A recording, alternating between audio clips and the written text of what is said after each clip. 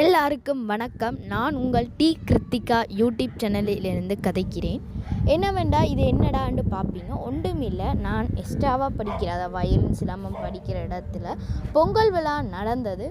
அதுவும் 27 பொங்கல்கள் நடந்து 27 பொங்கல் என்னவென்று யோசிப்பீர்கள். ஒன்றுமில்லை, அங்கே படிக்கின்ற ஒவ்வொரு கலைகளுக்கும் ஒவ்வொரு பொங்கல் நடைபெற்றது. இது நடைபெற்றது அகர மக்கள் கலைக்கூடத்தினால் இது நடைபெற்றது. இங்கே நான் பொங்கல் அதாவது பொங்கி வழிகிற ஒரு வீடியோ போட்டிருக்கேன். அதோடு ஒன்று சொல்ல விரும்புகிறேன். இதை எக்ஸ்ட்ராவாக இருக்குன்னு மட்டும் யோசிக்காதீங்க. ஒன்றுமில்லை, நான் டாப் வீடியோ எடுக்கிறதுக்கு ட்ரோன் வாங்குவோம்னு இருக்கேன். அதுக்கான உங்கள் பங்களிப்பு தருவீங்கள். அது வாங்குவோமா இல்லையென்று கொடுங்கள். அதே மாதிரி இங்கே நான் வீடியோ கொஞ்சம் குவாலிட்டி நல்லா இருக்கும். அதை நான் இதில் எடுத்தேனான்ட்டு மறக்காமல் கமெண்ட் பண்ணுங்கள். அதே மாதிரி இது நான் ஃபஸ்ட்டு எடிட் பண்ணி போடுற வீடியோ கொஞ்சம் மட்டமாக இருக்கும். போக போக நாமும் பழகுவோம், உங்களுக்கும் நான் பழகி தருவேன்.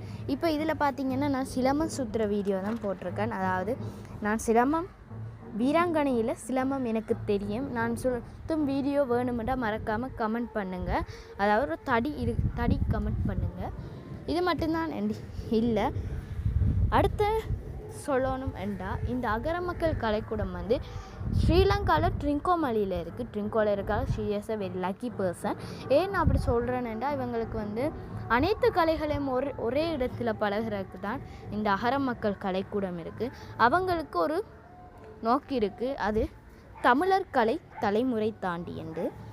அடுத்த பார்த்தோம்டா நண்பர்களே, ஃப்ரெண்ட்ஸு நண்பர்களே அனைத்தும் உங்களுக்கு என்னென்று சொல்கிறேன். நான் இதில் பார்க்குற நீங்கள் என்னால் சிரமம் செய்ய முடியும். அந்த வீடியோ உங்களை பகிரணுமென்று ஆசைப்பட்டேன். அதை நான் பகிரேன்.